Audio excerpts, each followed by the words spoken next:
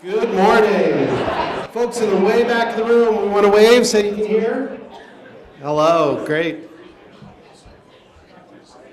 My name is Adam Grinold, and I'm the Executive Director of the Brattleboro Development Credit Corporation, co-host of today's event, along with my good friend Bill Colvin, the Bennington Regional Commission Executive Director.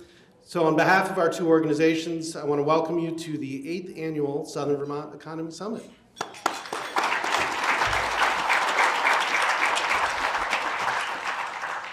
Right off, I'd like to recognize and sincerely thank today's sponsors. This event is 100% reliant on their support. So please, on your tables, you have some table tents. Familiarize yourself with who those sponsors are.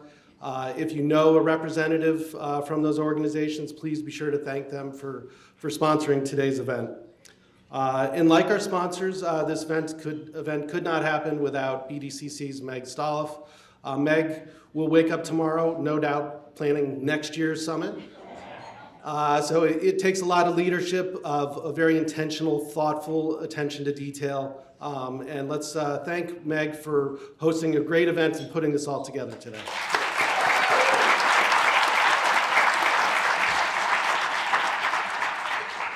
And like everything with economic development, it takes teams. So of course, Meg had some support with BCRC, Bill, and then Jonathan Cooper, who is unable to be here today as he serves in the Vermont legislature. On the BDCC side, we have Laura Sibilia, who also serves in the legislature and is unable to be here today. But able to enjoy the fruits of her labor is the director of programs for BDCC, Jennifer Strompston, who also helped. Thank you. You know, a lot goes into this, and you really do have to have year or months worth of planning to pull an event like this together. We have staff from both shops out in the hallways welcoming folks and in all the sessions. I also want to give a quick shout out to our panelists and speakers. Thank you for what you do for Vermont all the time, every day, and for your time and shared expertise here today. In this front row, I want to recognize some special guests. We have staff and students from the Wyndham Career Center's business program. So if you see those folks out and about, please be sure to welcome them, say hello. I want to thank you for being here today, investing in yourselves, investing in Vermont's future. Thank you.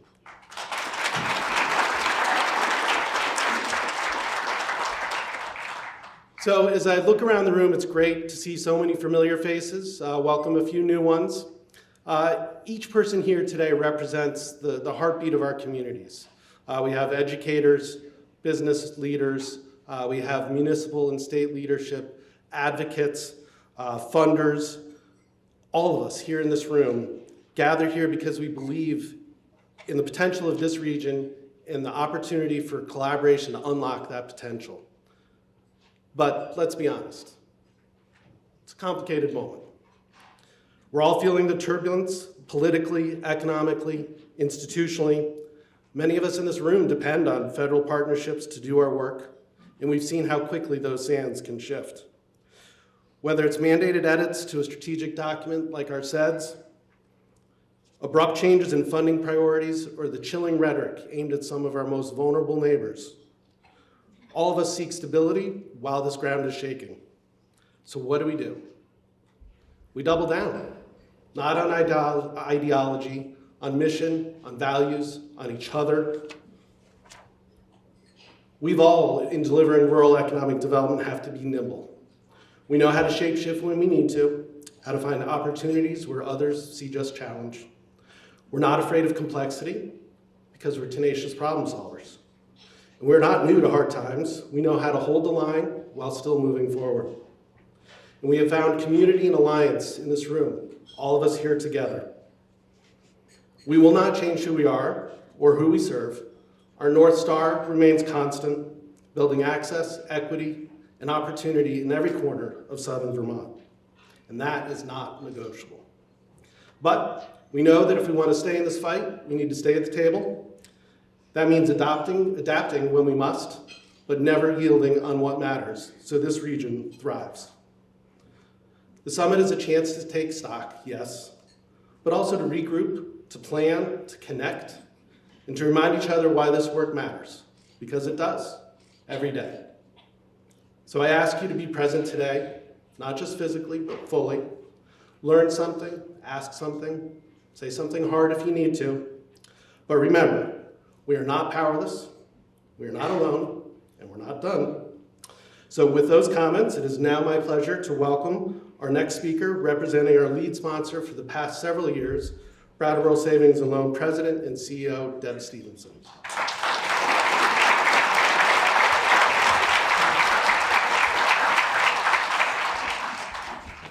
Good morning, everybody. And welcome to the 2025 Southern Vermont Economic Summit. I'm Deb Stevenson, President and CEO of Brattleboro Savings and Loan. We're honored to be back as the lead sponsor again this year, and it means a lot to us to be part of something that brings this region together with so much heart and purpose. Now, as in tradition, this is my third year doing this. I'll start with a joke. Why did the banker switch to farming? Because they heard they could cultivate interest. Okay, fine. Truth is, in this economy, the banker figured farming might be easier. But jokes aside, the theme this year, adapt and thrive, really resonates. And I love that it's not adapt or die. Because here in Southern Vermont, we've always done more than survive. We have found ways to grow together. At BS&L, we've been part of this community for over 100 years. We've seen a lot: world wars, economic crises, and plenty of change. What's helped us thrive through it all is simple. We lean on community. We don't just serve customers, we build relationships, invest in neighbors, and grow possibilities. This summit is a reminder that we're not doing this alone. From workforce shifts to housing, climate resilience to entrepreneurship, these conversations matter. They shape how we adapt, how we lead, and how we show up for our towns, our businesses, and each other. So thank you to the BDCC for pulling this all together, and thank you for being here. Your presence is part of the solution. Let's keep cultivating the kind of economy and community we all believe in. Welcome, and let's go get it.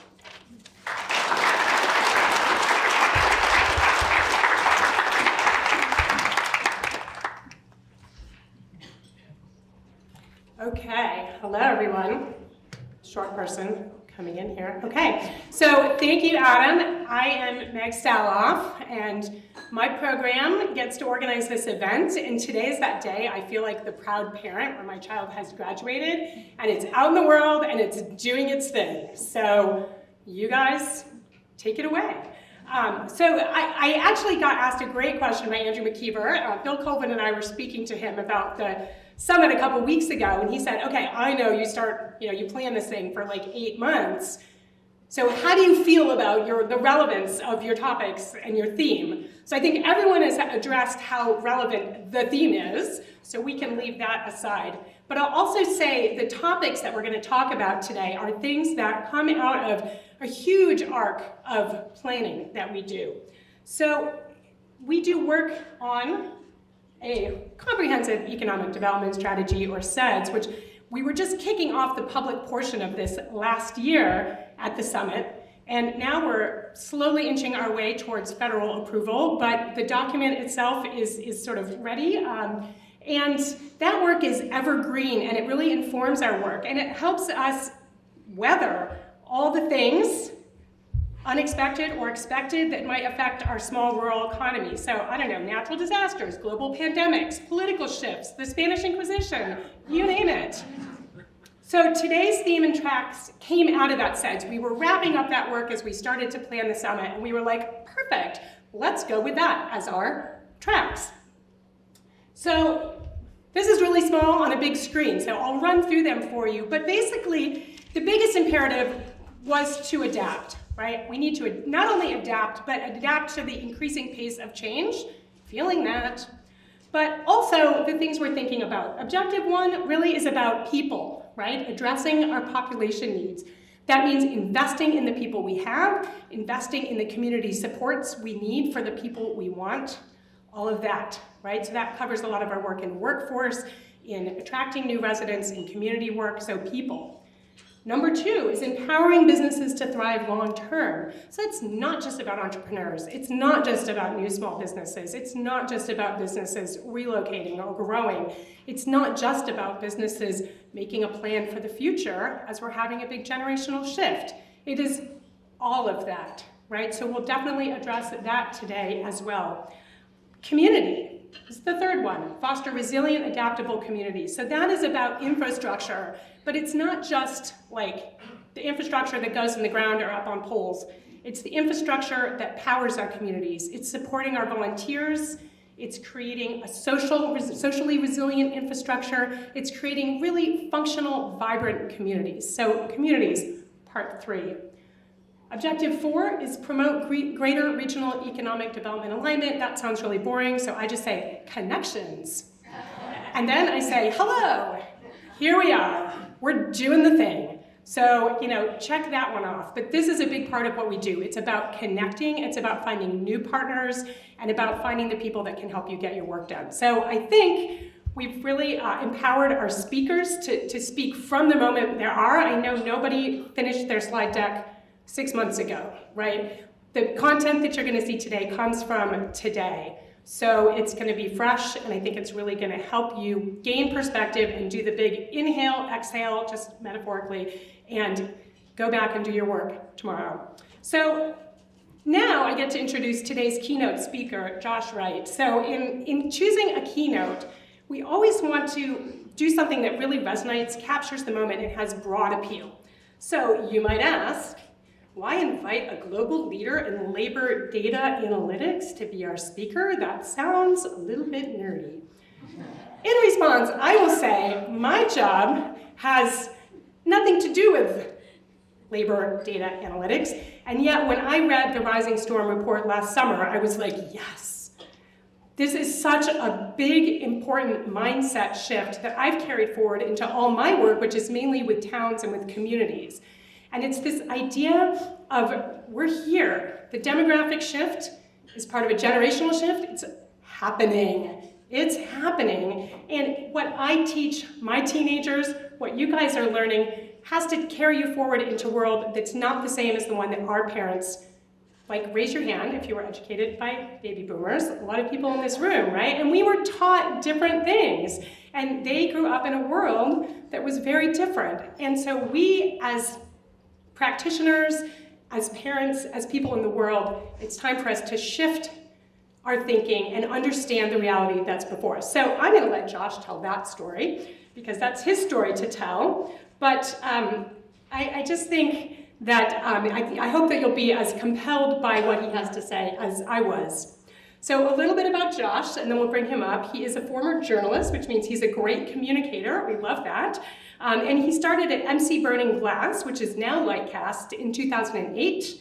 Lightcast is a leading provider of labor market data and insights.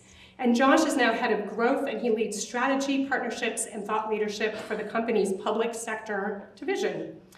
So he previously served as executive vice president and general manager of economic and workforce development division at Lightcast, which is kind of how we really have connected with him in the past. And he led his team through the merger of MC and Burning Glass Technologies in 2021, and then the acquisitions of Gazelle.ai and eImpact in 2023. So he's a great leader. In addition to all those credentials and accomplishments, he's truly thoughtful, and it's been such a pleasure working with him to plan this speech, and he's really brought it to kind of southern Vermont. So following Josh's speech, we're going to really bring it to southern Vermont and have a panel discussion with leaders in healthcare, education, and construction industry who are really going to talk about how they're feeling and working with the issues that Josh is going to speak about. So please, we'll welcome Josh to the screen.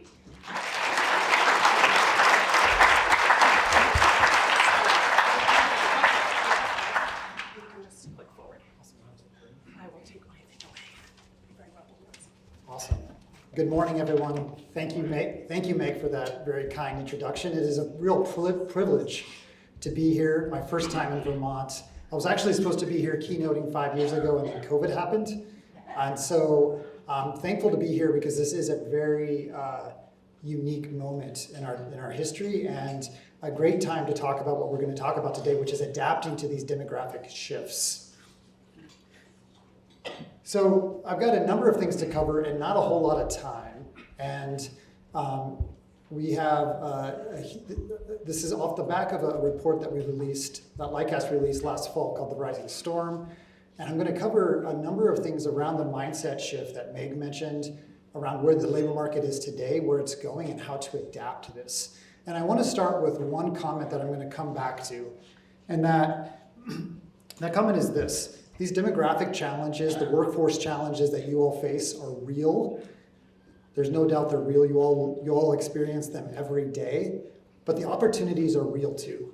And this moment has real opportunity. Opportunity for individuals, for students, for job seekers, for companies, for new companies to come online, for the state itself, for the Southern Vermont. Most places that I give this talk to, and we've been all over the country speaking about this, and especially our senior economist, Ron Hetrick, who's known as Dr. Doom and Gloom. He and I, others at our team, have been traveling around speaking about this talk. I'll let you know, I've heavily adapted this because you all have been living this for years. And I don't want to just give another, oh wow, yeah, we know this kind of a thing. This has been, in most regions, most of the country, and most of the world are in the outer bands of this storm. They're just starting to feel it. You all have been feeling it for quite a bit longer. So I want to be mindful of that as I talk. And I also want to give a special shout out, not just to the team that produced the SEDS, Camoin Associates. That document has been very helpful as I've gone through this, but also Kevin Chu from the Vermont Futures Project. He has done amazing data work as well. Okay, I want to start with talking about what we like to call the double disruption.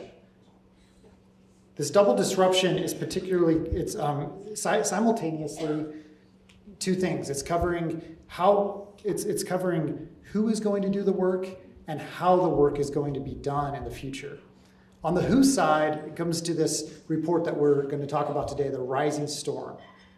And the Rising Storm covers how labor markets across the globe, really the whole world, but primarily focused on the US, is moving from a moment of talent abundance, a baby boomer-led labor market, to one of talent scarcity, largely because of declining birth rates, weakening labor force participation, and aging population.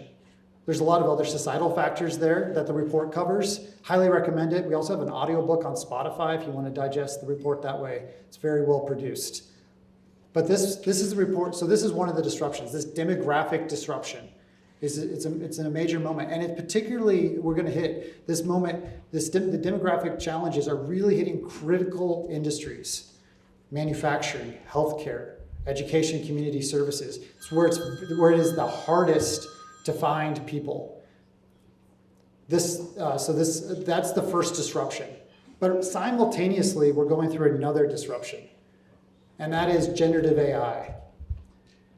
In a report that we released just a couple months ago called The Speed of Skill Change, LICAST looks at this, not just from AI, but other technology that is this creating a moment that we've never seen before, and that is the amount of change in skills inside jobs is unprecedented. For the average job, 1/3 of their skills have changed from 2021 to 2024. 2021 was before ChatGPT came online. So we're going to see this skill velocity accelerate even more. For the jobs that are changing the most, 75% of their skills changed from 21 to 2024. We used our job posting analytics, data from people's resumes and job ads. So what we do at LICAST is look at all the text from those job ads and say, what are the skills that employers are asking for? What are the skills that people say they have? And how is that changing over time? And the speed of skill change is unprecedented. In fact, those 3 years from 2021 to 2024 had more change than the previous 5 years before that. And I would anticipate that the next 3 years are going to be even faster. So this has deep ramifications, not just for individuals looking for jobs, but also for companies and how they upskill and reskill their workforce. Things are changing dramatically. So that twin disruption, who's going to do the work given the demographic challenges, and how work is going to be done given generative AI.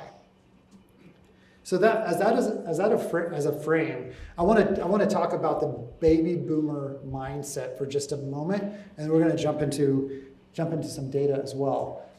So the baby boomers, the growth of the baby boomer generation was also kind of coincided with the entrance of women into the workforce, and we're going back decades now. And as you can, it's hard to see on the back, I understand, but you'll see these are a couple decade periods where we saw the workforce increase by 20-year periods. From 1970 to 1990, the workforce just exploded. There were people all over the place looking for work, and that really had a profound impact on workers and employers and society. So back then, baby boomer workers were able to, had specific mindsets. One of those was being higher education would be the job that I want. Any degree, I just need to get a degree. Show I have a bachelor's, I'll get a degree.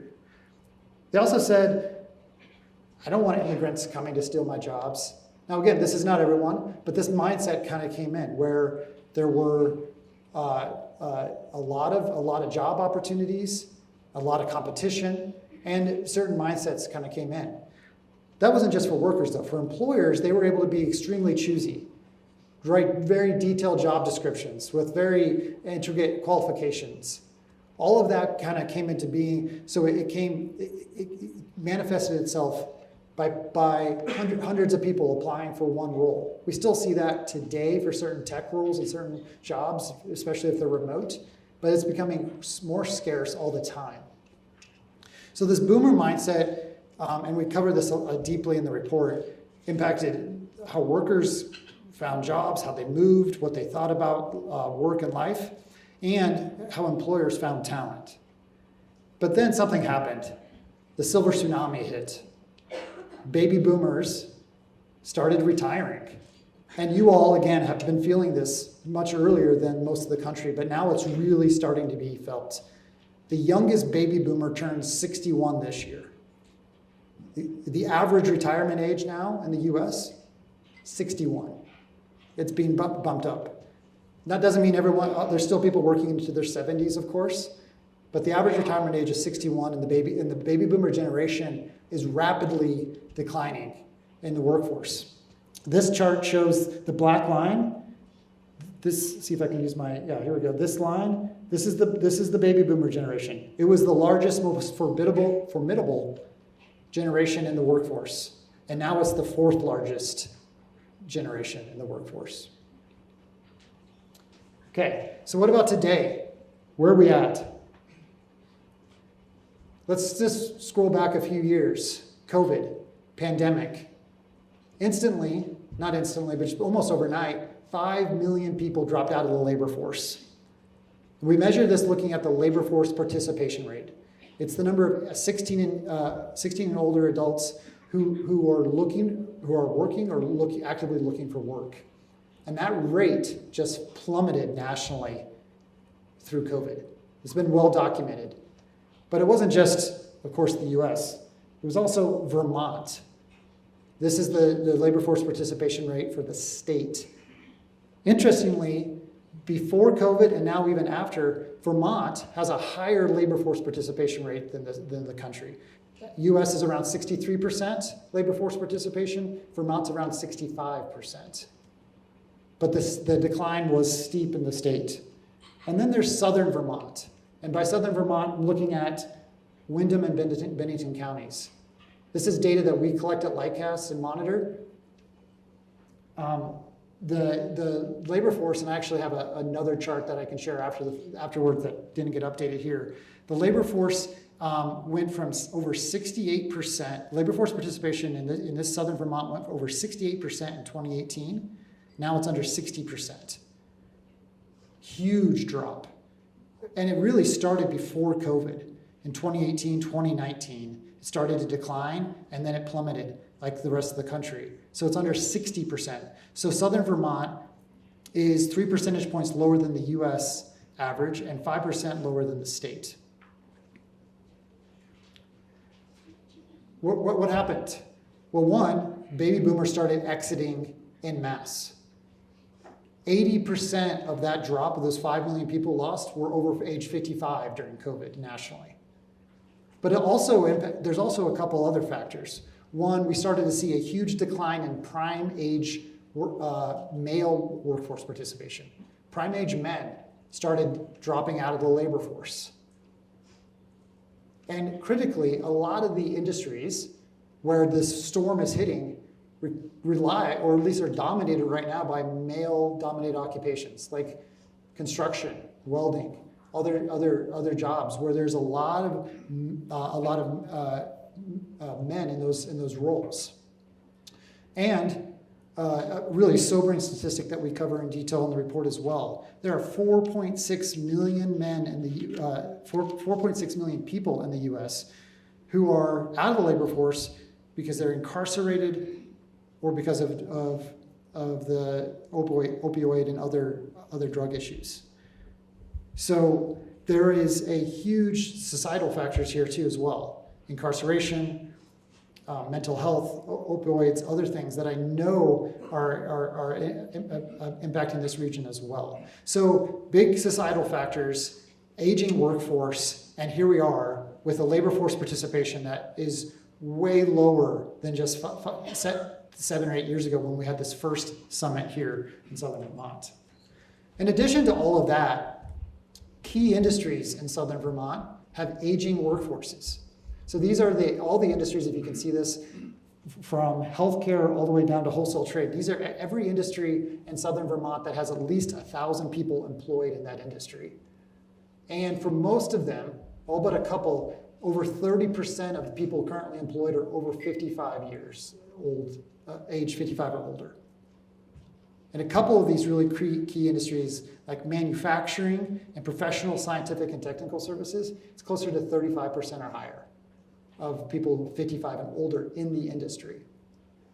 There are some signs of growth in this region, particularly professional, scientific, and technical services has grown. Manufacturing has declined a little bit. We've seen this is mostly a services economy, meaning that there isn't a whole lot of tradable sectors, outside money coming into the region, which is another challenge here.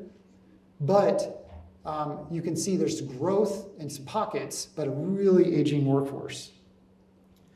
Interestingly enough, though, through all this research that we found, we're starting to see a real surfacing of a pretty major misalignment in the labor market. And that is these critical industries that need people, often most of these jobs don't require a college degree. Yet, most people, especially for decades through this, again, talent-abundant labor market, this mindset was, you go to college, which is wonderful. I went to college, encourage everyone to go to college. At the same time, there are multiple pathways to jobs. And that's something that we're starting to see more and more discussion about, of like, college for all it's not always the best choice. It's not an either or as well. And so this is manifested in a number of ways. But interestingly enough, in those job ads, job positions that we track, about 60% of them do not require a college degree. Meanwhile, we keep, again, saying, you have to just go get a degree, any degree matters, or any degree, it doesn't matter, just go get a degree. That was the mindset.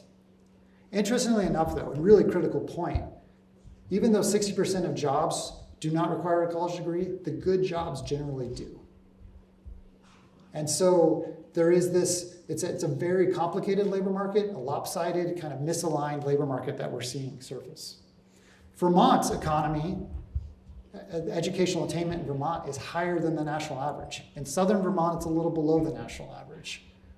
But there are positions, there is still more of a need for people with bachelor's degrees. We can see that in the jobs that were required versus the population that has a degree. We look at this via census and other data, educational attainment data, and every job that requires has a different level of educational requirement. So Vermont, as a state, could certainly use more bachelor's degree holders, more skilled workforce. But it's the type of degrees that matter. It's aligning to the needs of the labor market that is so critical. Okay, what about the decade ahead? Where are we going? This is a really startling survey statistic that we found as we were researching this topic. But every generation, the survey question is, at what age do you expect to stop working? And every generation says that they are going to retire earlier than the previous generation. In fact, I think we're going to get to the point where some people don't even think they have to, they're just going to automatically retire. It's not really how the world works, but so for boomers, it was 68, Gen X, 64, all the way down to Gen Z, saying that they're going to retire at 57 years old. So every generation is saying that they're going to retire earlier. And meanwhile, as I shared earlier, the average retirement age in the US is now 61. And in addition to this, in addition to all of these boomers leaving the labor market, the labor force participation for teens, for teenagers, has plummeted. This chart is one of my favorites. I am a data geek, but I love it. I'll show you really quickly what it's showing. This is the labor force participation rate when each generation turns 16 years old, from boomers to Gen X, millennials to Gen Z. And you can see here that boomers, it peaked close to 60% in the 70s and 80s. That is teenagers who were either looking for work or working. And then right around when I turned 16, in the early 2000s, I'm an old millennial, the labor force participation rate just dropped for teenagers. And it's starting to recover just slightly, but fewer young people are working. And that has profound impacts on the skills that they can build, the connections they can make, and their entrance into the labor market as well. So I want to pivot a little bit to talk about what we're seeing in Vermont from a young person perspective as well. There's a lot to be made about the enrollment cliff, and the enrollment cliff is when we're going to have peak high school graduations and where we're going to see the drop. In the U.S., the peak 18 is 2025. It's this year. It's not going to get better than this year for across the U.S. In Vermont, Vermont is the lighter line here. You can see that it's going to peak next year and then see a big drop and then spike back up, according to the latest projections. So the enrollment cliff is coming, and it's going to be more severe in Vermont. Meanwhile, the older population in southern Vermont has doubled. 65 to 74-year-olds are doubled. So we have fewer young people graduating, the old population doubling. And just because I got the 5-minute warning from Meg, I want to skip ahead a little bit to cover some of what this means. So just I know there's a lot of data that I can be sharing. I will share one quick bright spot from this slide. There is a cohort of young population, 15 to 24, specifically the 20 to 24-year-old age range that we're seeing in our population data from the census, that there is a little bit of growth in southern Vermont happening, specifically in Windham County. So there's a little pocket of that age cohort from 20 to 24 that is expected to grow. And that's a really key moment to seize. How many of those can you retain in Vermont? How can we use that as a springboard? So I'm going to skip through this. We're going to talk a lot about immigration. Immigration has been where things are growing. Artificial intelligence. Guess what? Gen AI isn't going to help us with a lot of these critical industries. It's going to actually cause problems where it's creating more of a lopsided workforce. Software developers, others are feeling the effects of AI. White collar work is feeling the effects of AI, or more in augmenting, but some replacing. But the critical industries, manufacturing, skilled trades, healthcare, Gen AI is not helping right now. It's helping on the edges. It will help more and more. It may have a bigger impact, but right now it's not. So how do we adapt? How does Southern Vermont adapt to this? Well, one of it's a mindset shift. Again, revisiting the previous mindsets, understanding we're not in a baby boomer labor market anymore. I'm going to skip ahead through that. Understand that not every industry is going to be impacted the same. In our report, we ranked each industry, each kind of big bucket of industry, by the category of storm that they're feeling nationally. In category 5, healthcare, construction. Retail trade is category 3. It's a big part of your economy here. Food and hospitality is category 4. So some of the most impacted from an employer perspective, finding talent, these are the most impacted. From a job seeker component, though, for opportunities for job seekers, there's more opportunity in those higher category industries. By the way, healthcare and retail trade have the most job posting activity in Southern Vermont by far of any industry. So healthcare and retail trade really drive the hiring activity or the potential hiring activity as well. So just a couple things as I close. For workforce development and thinking of education and workforce development, really critical moment right now to focus on alignment. Priority 1, alignment for the skills that are needed to drive Southern Vermont's economy forward, what employers are asking for, and the skills that are being taught and learned in the labor market. That's one of the biggest points I'll leave you with. This is a great moment to focus on that alignment piece. But it's also a great moment to focus on more adaptive ways to learn. Earning and learning, apprenticeships is becoming more and more of a thing. Internships, job shadowing. These are the really critical things. The bottom line is that this is a big challenge, but there is opportunity. In fact, I'm an optimist. I think there's more opportunity than challenge in this moment. And I'd say that in part because of the leaders you all have in this region, from Adam and team, to others in the community college system, to what Kevin's work is on the data side across the state. Leadership matters. Being data-driven really matters in this moment. And you all have that in spades here in this region. And that's super critical. This is a moment to galvanize, to rally the troops. And I will say again, you all, I think one of the biggest advantages, I would say the biggest advantages, is that you all have been dealing with this for a number of years. The canary in the coal mine is how Kevin shared it with me. You all have the opportunity, you're head of the storm. You can show the U.S. what it means to build an agile, adaptive community and region and state. And that's where that's a clarion call for you all. But just some specific points as I wrap up that aren't on my slides. And here's you can scan this to get the report if you'd like to. Just a few points and I'll be done, and we'll head to the panel where we can talk about this more. Housing is critical, and you all know that. There's a housing crisis in the state. There's a housing crisis in most places. Housing is the new economic development. I heard that term a couple years ago, and I really do believe that. Affordability is also key. Immigration is a strategic asset, and the work that Alex Beck and team have been doing on the refugee program, critical. I would say double down on it, even in this federal environment. Statewide and regionally, how can you think about talent attraction campaigns in a way that aligns with the most critical needs of the industry of trying to bring people in? And I would also lastly say it's really a good moment to rethink what you mean by workforce participation. How do we remove barriers by adopting skills-based hiring practices? How can you engage overlooked talent, people in the military families, caregivers, people with records? Lastly, it's so critical to invest in people. I think that's something that COVID taught us, that every person matters. Start thanking people as you go through the line of the restaurant because it's so hard. You know that there are shortages in the lines of the stressed people who work at restaurants. It's a good practice to say thank you for working here. Thank you for serving me.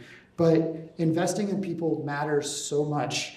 So accessible upskilling and reskilling is going to be critical, especially with that change in skills that we have seen. This is going to become a more turbulent labor market, not a less turbulent labor market.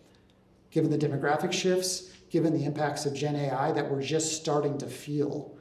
So given that double disruption, it's critical to invest in people. If you're a company, even if you only have 10 people, even if you're the dominant player in your industry, you're gonna be disrupted. This region is already feeling this disruption. Again, you're ahead of the game. So this moment, it's all about meeting the moment. How do you adapt and thrive? And I'm excited to get to the panel to talk more about this with some of the leaders in your region. And I just want to say thank you again to Adam and team. And I'm around if you have any questions after this as well.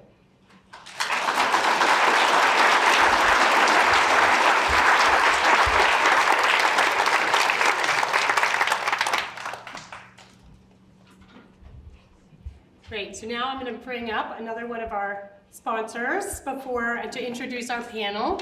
So Stacy Paradiso is going to speak to us from MSK, who's again been a longtime sponsor of this, and they have thoughts. So while we prepare for our panel, Stacy's going to share some of those from really the employer standpoint. You just go ahead. Thank you. Thank you, Josh. Your topic really resonates with us at MSK. As many know, civil engineering is a very high need and high skill occupation. We are constantly looking for new and creative ways to bring people here, and we understood from the beginning that we definitely need to think bigger. One of our big challenges, probably the biggest, is that federal decisions and unpredictable environmental situations basically dictate how we staff a lot. Our latest staff increase has been a result of EPA regulations on replacing lead service lines. We successfully made an early investment in hiring people from all sorts of backgrounds to develop innovative methods. Since then, we've achieved some pretty remarkable growth in this shrinking demographic. We've gone from 3 people in 2015 to 47 people across 3 offices today. So how have we done this? Flexibility is key. Because of these major factors that are out of our control, growth is driven by keeping flexible, and we hire in bursts to take on these large projects. These bursts create opportunities to scale up, train, and develop our team. As Josh mentioned, people don't have just one career anymore. Flexibility is key for the younger workforce especially. We hire for people's potential as much as the position, and we believe people thrive when they have the freedom to shape their careers. We also recruit heavily from local colleges and career fairs, even as early as middle school, to spread the word about engineering being a profession. We sort of put up a culvert to introduce kids and young people to careers that they might not otherwise think of. The culvert engineering reference I will credit to Meg. One of our biggest draws is also cross-training. We establish a very strong mentorship program, and this keeps people engaged of all ages. In all backgrounds. That's huge for employee retention, so people don't really think they have to leave to get a better job or to increase their skill sets. We get a lot of people through word of mouth referrals because of this, which is a testament to our strong company culture. And culture-wise, on a physical level, we have a hybrid environment, which has been very successful. We have daily check-ins and very clear communication across now 3 offices and growing, but we also have people in the field, people picking up kids, people working from home, and we offer people the flexibility to have office space and anything else to get the job done. Which brings us back to flexibility, being very crucial to retain our culture and attract new talent at MSK. We don't feel it's just work, but we do feel it's a great place to make an impact, and we love being part of this region's growth. We also support emerging leaders. In fact, 2 of our team members, Kyle and Jasmine, are going to be honored today. So yeah, that's MSK in a nutshell. There's a lot more innuendo, but I don't have enough time. So next up, I'm excited to introduce these 4 panelists from various fields across the board to see how they are preparing for the future. And I can read it. Okay. There we go. So Mel Baser from Hell Construction Solutions, co-founder and director of Vision and Strategy.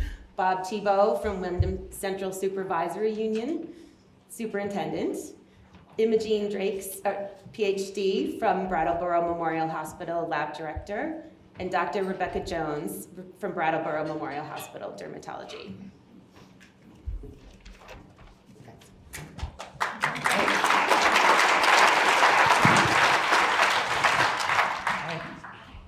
Thank you, panelists, for joining. What we're going to do is have a discussion about how what I just covered and some of these, this adapting is happening across really a diverse set of critical industries in southern Vermont.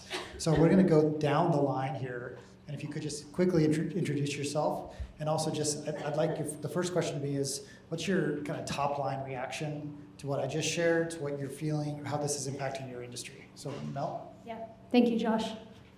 Good morning, everyone. I'm really grateful for the opportunity to represent the construction industry. As mentioned, my name is Mel Baser, they, them pronouns, and I'm the co-founder of Helm, which is a Brattleboro-based construction consulting firm working at the intersection of business, resilience, and climate justice.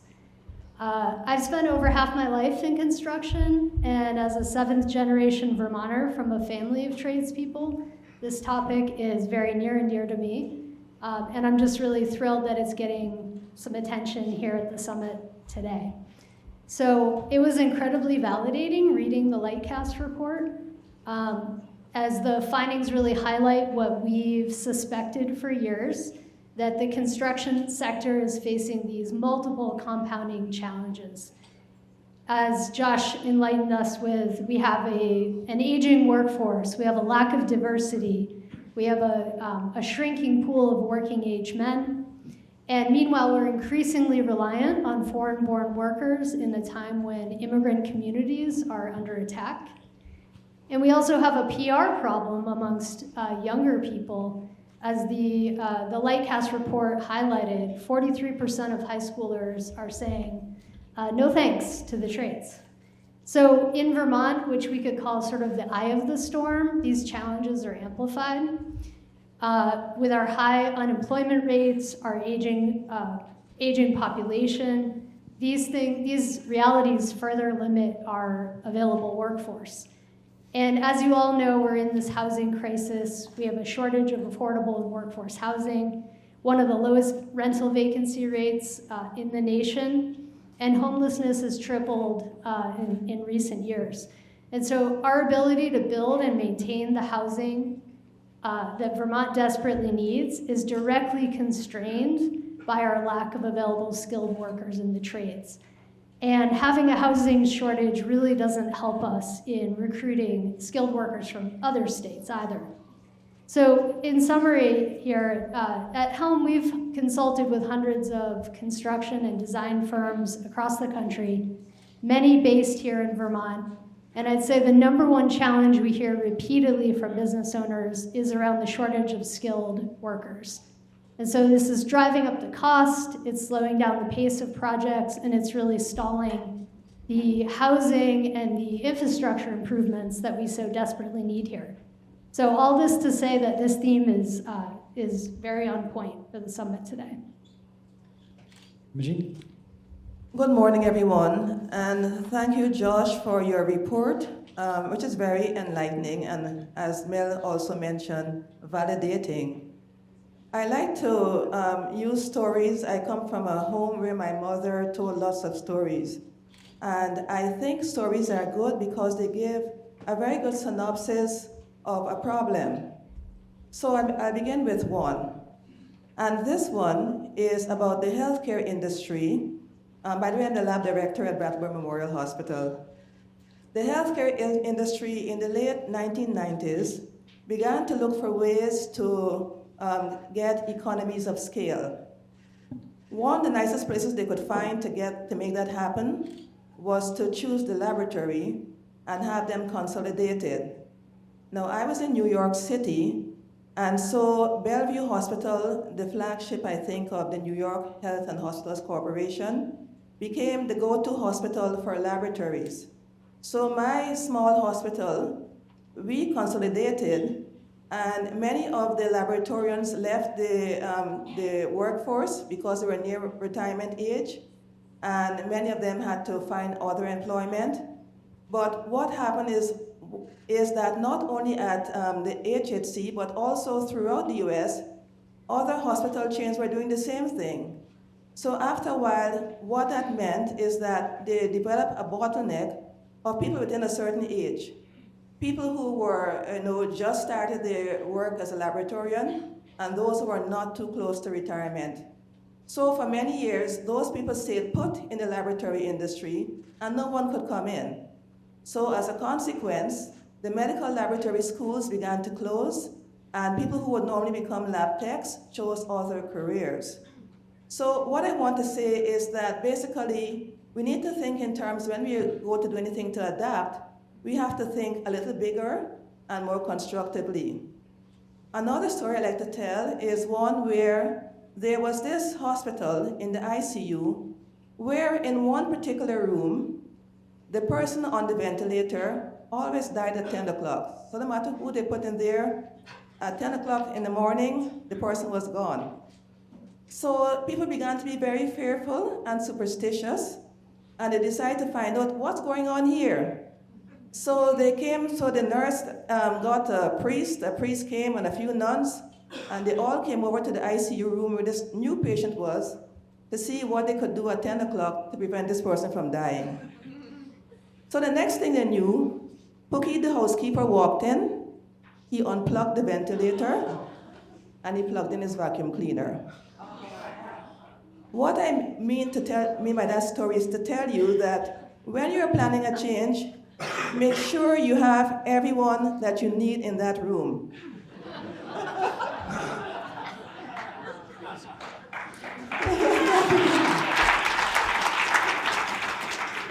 Well, thank you. Well, I have an MBA, and I'm telling you this because I'm sure that when they planned that ICU room, they got together all the leaders in the hospital and planned a new ICU wing. And similarly, the hospital executives, when they got together, they never thought of asking laboratorians or younger people or anyone else. They never thought of diversity. So this is one reason why you have to think of diversity when you're making a change and when you're planning.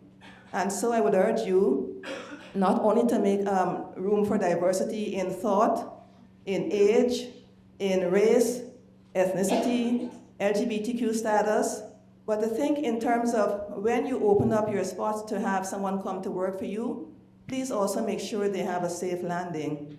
Now, when I came to Brattleboro, I was the only Black director there in the hospital. There were other, of course, people of color. But you don't have to have people of color to match people of color. I'm going to explain why. When I went there was a lab supervisor who said, "I will take you around." So she left her job that afternoon before I actually started working, and she took me all around Brattleboro. Here's the supermarket, here's where you find the church, here is Walmart. And that made a very soft landing for me. So in the future, please think of all these different things, not only the large scale, but the small scale. And I want to stop here to give someone else a chance to speak. Thank you. Thanks, Imogen. I'm Rebecca Jones. I'm a dermatologist in Brattleboro. I'm lucky enough to work with Imogen on the Health Justice Committee of the NAACP. And I'm very interested in climate resilience, in health justice, and a lot of the same things these folks have talked about. And thanks, Josh, for the report. I'm heading towards retirement in a few years, and one of the things I'm facing is trying to bring someone in to take over for me, and that's very difficult because in a rural state like ours, I think it's really hard to hold on to physicians. That's what we've been seeing. My personal experience is my patients keep telling me that they're losing their doctors, that they're leaving, retiring, et cetera. This started happening before the pandemic, and of course it got much worse during the pandemic. Hospitals are buying up small practices, so I'm an independent physician. I'm a dinosaur, as they say. And certainly a very big change in the culture of medicine. AI is definitely impacting us as well. So yeah, there's a lot of pressures on medicine. You've probably all heard about the struggles that Blue Cross Blue Shield, of all things, is having right now in the States. Hard to fathom, really. So yeah, there's huge pressure on doctors and on patients, of course. People are getting sicker, medicine's more expensive, insurance is more expensive, so a whole lot of pressures. So I personally don't have the answers necessarily, although I'm a big fan of single payer at some point. But one of the things that the Health Justice Committee is working on is bringing in foreign graduates of medicine, and that's a project that we'll be working on. I'll explain it later, but that's a big thing we're focusing on to get other doctors into the state. Bob? Right, so education is one of those fields that is being very heavily hit by the markers that Josh pointed out earlier, but we have a double challenge of that we are employers and trying to find teachers who are in that licensed area, requiring the bachelor's degree, and he pointed out the dilemma, trying to get folks to come, but also we're also in charge of training the students for these jobs in some cases.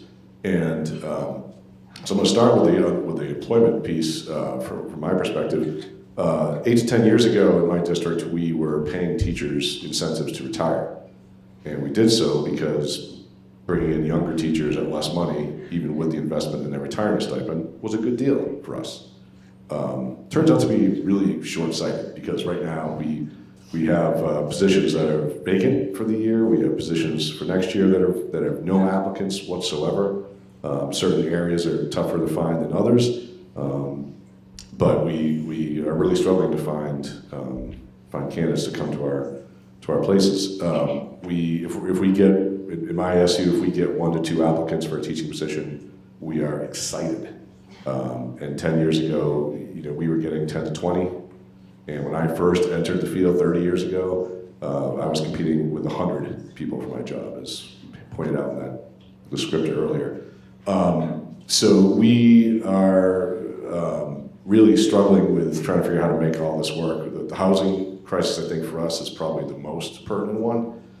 We have had teachers accept positions from out of state and then not be able to find housing and have to call us back and tell us they had to turn it down. So that's a real threat. And because I happen to work in a district or a collection of districts that are not in Brattleboro, so I'm in the outlying regions. In fact, Dover, where we are right now, is in my supervisory union. We're rural, and so finding people to come to those areas is really a challenge. And since COVID, with second home purchases and all that, have driven up prices and eliminated houses from being on the market. So that's I think my takeaway is the biggest challenge. I also think that the number of people the young people who are staying in the state is another thing that we're definitely seeing. So I'm going to start off by saying I have 7 kids, so I did my part. Right? So, but 5 of them are adults now, and 4 of them, 1 of them is in the county. All right, of those 5, 1 is heading to Burlington, which, as we know, isn't really Vermont, and I went to UVM, like I said. And then the other 3 are in Massachusetts, and they have no intention of returning.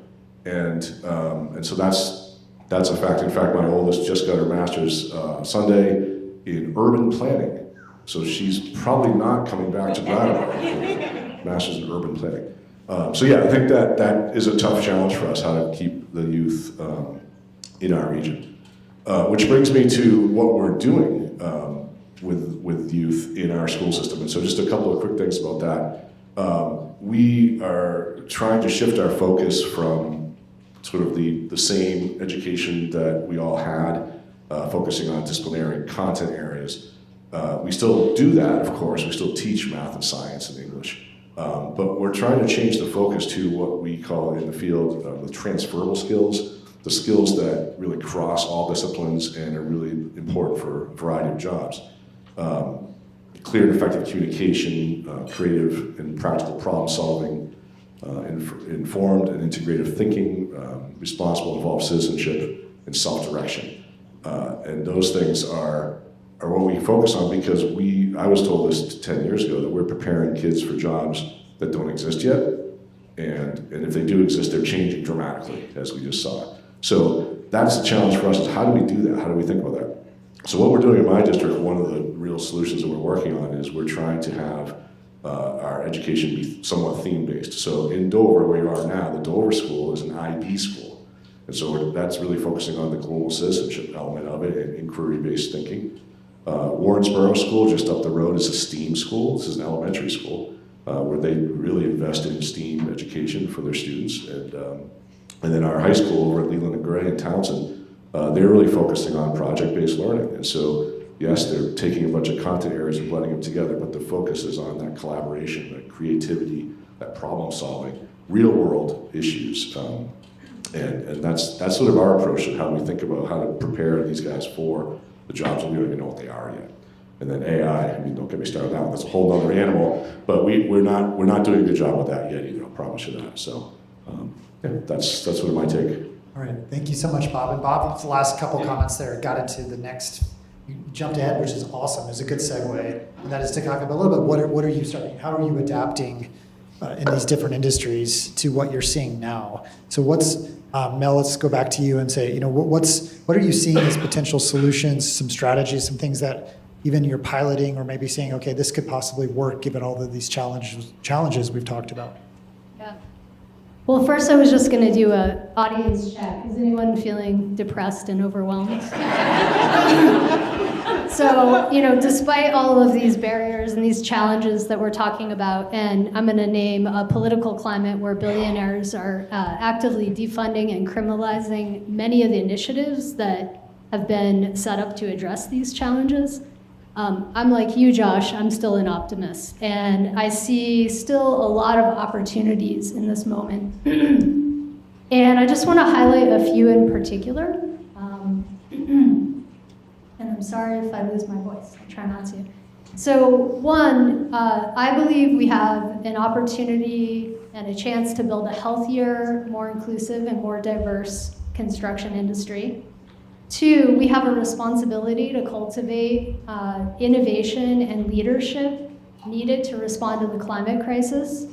And three, I think we are invited by this moment to explore more creative workforce development strategies that aren't overly reliant on federal or grant funding. So personally, and much of the mission of my company is believing that the survival and the success of the construction industry as a whole relies on a cultural shift. We must transform how our companies and our job sites operate in order to recruit, hire, train, and retain the next generation of workers. These are young folks, but they're also women, LGBTQ, neurodivergent people, immigrants, people in recovery, those with justice system involvement, and people just looking to change jobs mid-career. These are all groups that we should really be prioritizing where we should be prioritizing our recruitment efforts in the construction industry. As Josh mentioned, the building trades and architecture jobs have historically been held by men. And construction sites are still 96% male. It blows my mind that there's an entire population of people that were not actively doing more to try and recruit to this industry that's facing this workforce shortage. So in addition, unfortunately, construction has a reputation for having toxic or unsafe working conditions. And if you look at any of the statistics about job site harassment, substance use, suicide rates, and overdose deaths in the construction industry in particular, they're shockingly high as compared to other industries. And not enough is really being talked about in this, in part because of a lot of the stigma around mental health. In addition, fear-based discrimination and attitudes like xenophobia, racism, sexism, and I could go on, they're all really limiting our ability to promote this industry as an innovative, values-driven, and well-paying career path that I know it can be. And just to name that, these dynamics that I'm talking about don't just impact marginalized communities, they affect everyone, including the men who largely make up these industries. So improving workplace culture isn't just the right thing to do, it's also been proven to be good for business. Companies are now not only competing with other companies in their market, but they're also competing with other industries like these ones up here. And so those who can sort of rise to the occasion and be the employer of choice are going to have a better chance at attracting and retaining the next generation of workers. And this is just a little shameless plug for our session after this on becoming an employer of choice on a budget. So come check that out if you want to learn more. And so the reality is that we are seeing a lot of companies rise to this occasion, even here in Vermont. They're raising wages, expanding benefits, investing in education and inclusive practices, and building healthier company cultures in construction. I think this is a win for everyone and for our industry. And if I had more time, I could get into the nuances of the ways in which the housing crisis can't be solved on the backs of small construction businesses. But that's opening a can of worms, and happy to talk about that more with folks. So 2 other points just on the topic of climate. I'm a parent of a tween, soon to be teen any day now, and I know that younger generations, in particular want purposeful work, and they want work that matters. And the reality is that the construction industry is very much at the center of the climate crisis, right? 40% of the carbon emissions are related to our construction industry and our operation of our buildings. And so as stakeholders, we really have power to lead change. There's actually a growing solutions-oriented and focused movement around climate justice, particularly here in Vermont, where folks in our industry are looking at the materials and the methods that we use to build and operate our buildings. And, these, at Helm and in my company, we've really chosen to prioritize working with a lot of these companies because we know if we can support them to build their business resilience, they can go on and have a greater impact. So finally, on workforce development, I often remind clients who come to us and they're frustrated by the lack of skilled workers that I often say to them in response, look, no one is coming to save us, right? And so it's up to us. And we really need to, address the skills gap, get creative about the workforce shortage. And, even with all the attacks on funding, especially funding for underrepresented groups, we're still seeing companies step up with their own apprenticeships, their own training programs, their own mentorship programs. And here in Vermont, I just want to shout out efforts by groups like Vermont Works for Women, Sion, who's in the house, Hatch Space, the Vermont Construction Academy, Efficiency Vermont, and our career centers, who are all playing a really pivotal role in trying to problem solve this. And lastly, we envision a construction industry that is more diverse, more inclusive, and more prepared to meet both the workforce and the climate demands of our time. And we continue to work towards this vision by focusing on building business resilience, education and leadership, and then helping support and create pathways for non-traditional workers to thrive in the sector. And these are things we've been focused on for decades, really, but this rising storm just underscores the urgency for it. Thank you, Mel. Imogene, we talked, obviously healthcare is facing some serious challenges, but what are some of the opportunities or the strategies both for attracting workers and adapting to this moment? Thank you for that question, Josh.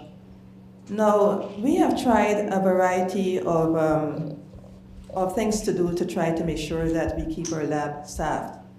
Now, I consider the lab the engine room of the hospital.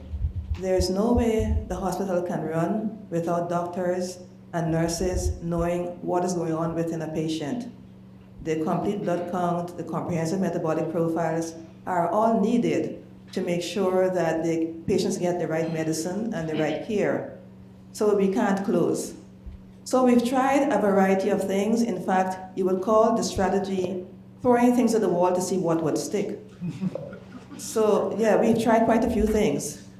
The first thing we've done is try to tell those who are trying to retire, please don't. So we've been patting them on the head and telling them nice things and telling them how great they are and you're so valuable. It has worked to some extent, because we do have quite a few people who are, very close around a certain age, I won't say, but they're still there and we're very thankful to them. So that's one strategy.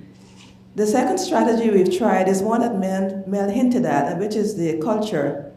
And it's really important in this day and age to provide quality of life for your employees. One of the things that's very important to the younger generation that wasn't so much important before was quality of life. And so we allow them to go out to get things done during the day and come back in. When I first started in labs, that was a no-no. You had to take a whole day off. But we don't do that anymore.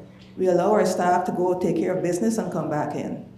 It's really, really important to have a very comfortable environment to work in, a pleasant one, and to make sure there is no bullying. So that's number 2. Other things we've tried, we've looked overseas and thought perhaps we could bring immigrant technologists in. And people studied that for a while, and they say, what happens when you try to do that? Many times the agencies make lots of money, and the people they brought in don't make a lot of money. And you are probably fueling an industry that is not caring for people. So that was crossed off the list. The next thing we tried was going to schools and asking them, do you have any students who are willing to come to Brattleboro?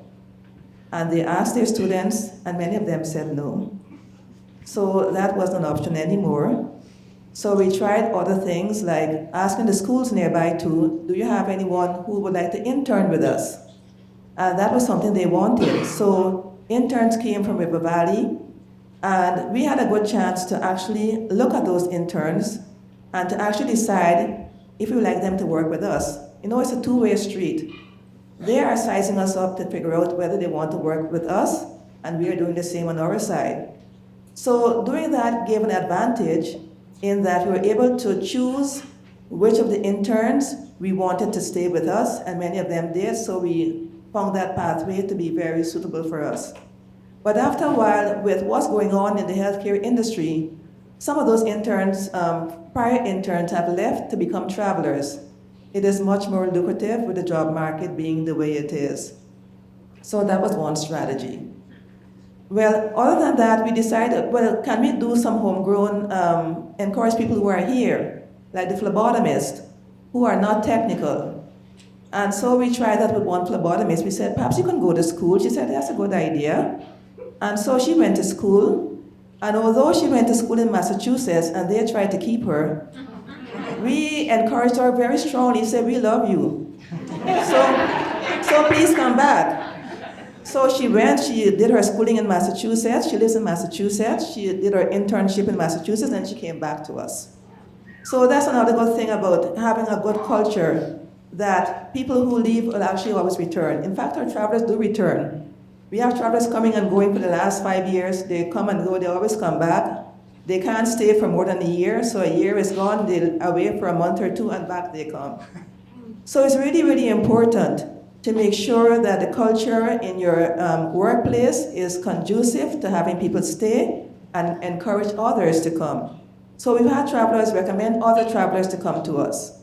So that's another way, word of mouth is really, really important. Even this world of the electronic or digital age, word of mouth is still really important. So keep your environment, a safe and pleasant place to work. So we've also made a bridge. We have a job called laboratory assistant. Now that person has to have a bachelor's degree, but no experience or any credentials in medical technology. So we bring them in and we start teaching them a few things, what's going on. They can't put stuff on the analyzer, but they can certainly learn about medical laboratory science. So we have found that to be also a way to provide a bridge for the person without the experience to eventually get some of the experience and actually able to take an exam. They're challenged in an exam, and then they're able to have the right credential to work in a medical laboratory. So there are many things we've been trying, and the last we've tried so far, in fact, we tried quite a few actually, come to think of it. Alex did invite laboratory staff to go and talk to refugees, and we did that. And luckily, we have 2 former refugees now in the lab as phlebotomists. So that's another way to make sure that you open that welcoming door to help people to come to work for you. Last but not least is a career ladder, which we have implemented for both phlebotomists and technicians. The technicians can see a ladder moving all the way up to my position as lab director. So there's a stage 1, we know an associate's degree and no experience, and then there's stage 2 with a bachelor's degree and no experience, or the associate's degree with 2 years of experience. So there's a ladder for people to keep climbing. And so that's a way to encourage people to stay in your organization. They can see a way for automatic promotion based on experience and the willingness to be there. And then there's a ladder for the phlebotomists too. So they get a chance to really see themselves grow and actually mentor younger phlebotomists. And then we provide a scholarship if they are willing to go to school so they can become technicians also. So there are a variety of strategies to try, but believe you, I think the best one is keeping the senior folks there because they really do have a lot of experience. Thank you. Lesson there is try a lot of things, and even if they fail, you keep trying, and that's a way to adapt for sure. Rebecca? Sure, thanks, Josh.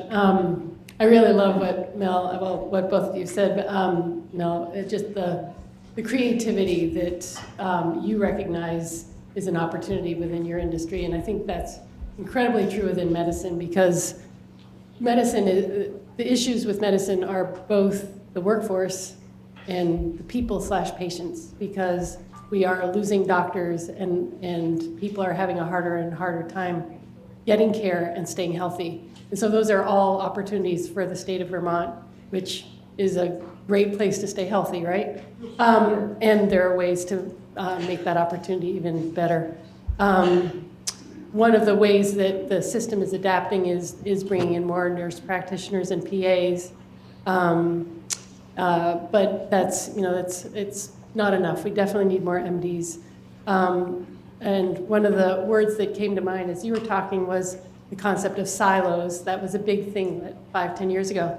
I'm thinking about you talking about your industry, and I'm thinking, I'm in medicine, but we are both in Vermont, and just there are overlaps if you look for them. And for instance, infrastructure, creating walk-bike infrastructure to allow people to be physically healthier, promoting small farms. These are all health things that are very removed from the medical system that cost so much money. And if we were able to promote more of that, then people could stay healthier, which is a win-win for everybody. There's so many pressures for folks trying to stay healthy in terms of the cost of medical care and insurance and medications. Our population is aging, that's a big issue. There's climate change and then emotional stress and toxins. All of those things are things that we could be focusing on as a state. And then in terms of the workforce, as I said, in addition to nurse practitioners and PAs, trying to bring in doctors is hard right now. I think a big part of it is the pay is so much less than in urban centers. Quality of life, of course, is better, but unfortunately that doesn't seem to be bringing in enough folks.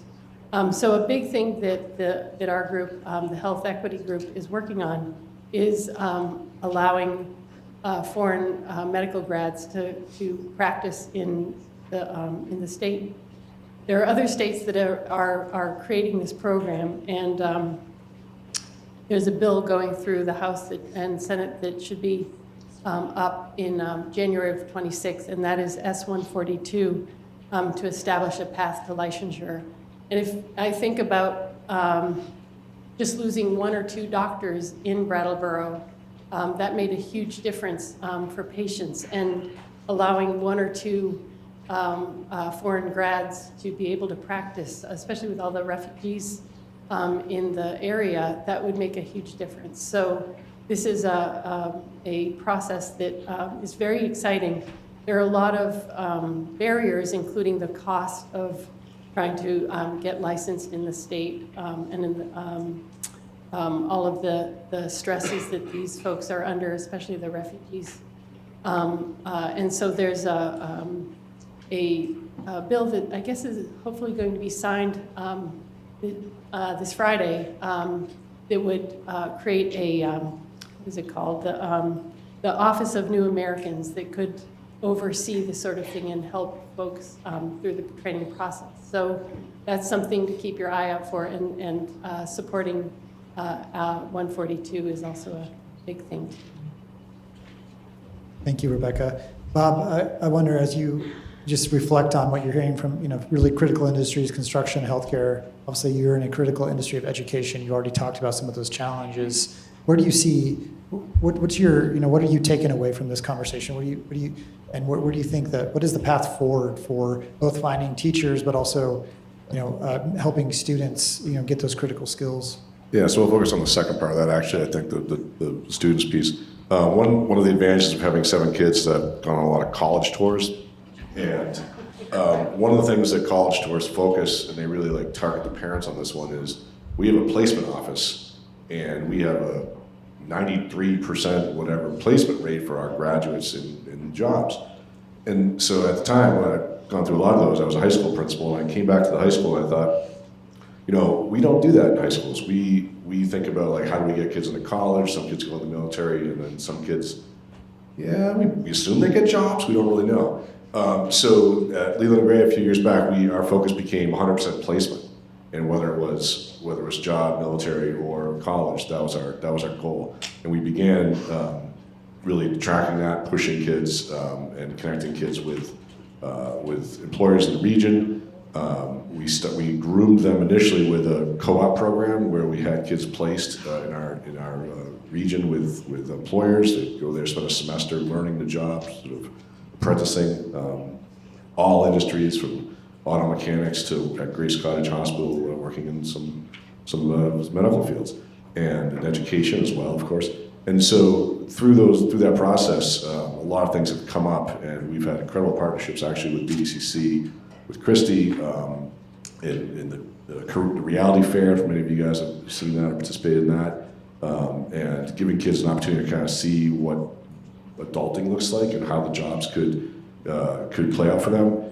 And it all comes back to us as we really wanted to make sure that every kid was prepared and every kid had something. And so one of the things that came out of that, the last thing I'll say, is that we developed what we call senior survival, which is a course that is required for every senior before they graduate, and it has real life application stuff. It has resume building, interviewing skills. It has a financial literacy component, and every kid has to go through this program to be able to graduate. And the idea that we believe is that it sets them up for that 100% placement to meet that goal. So that's what our work is to make sure that our students are landing goals, preferably staying in Windham County, but if not, setting them up for whatever success that they want. So that's what we're trying to do right now. Okay, thank you so much to our panelists. Can you give them all a big round of applause?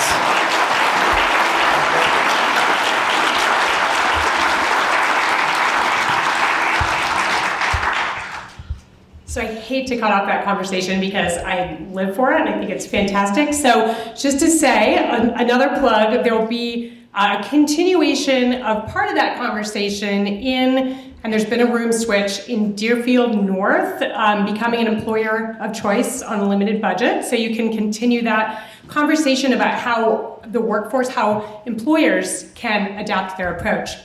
In this room, you can continue the conversation about the future of work and really think about what will work look like in the future. How are we preparing students? We'll actually hear from Christy, who's helping kind of plan some of that work. So if you want to think about the future of work here, becoming an employer of choice, Deerfield North. Also, if you want to just think big thoughts about the economy, Deerfield South will be talking about kind of what makes up our economy, go big, big, big, big, big. Also, a huge shout out for our rural business transitions, because this is something to really think about, because as we're seeing people retire, there's actually a lot of opportunities for people to kind of move in and take over, whether that's employees or just creative ways to help do those transitions, which are critical to our economy. So that's been moved.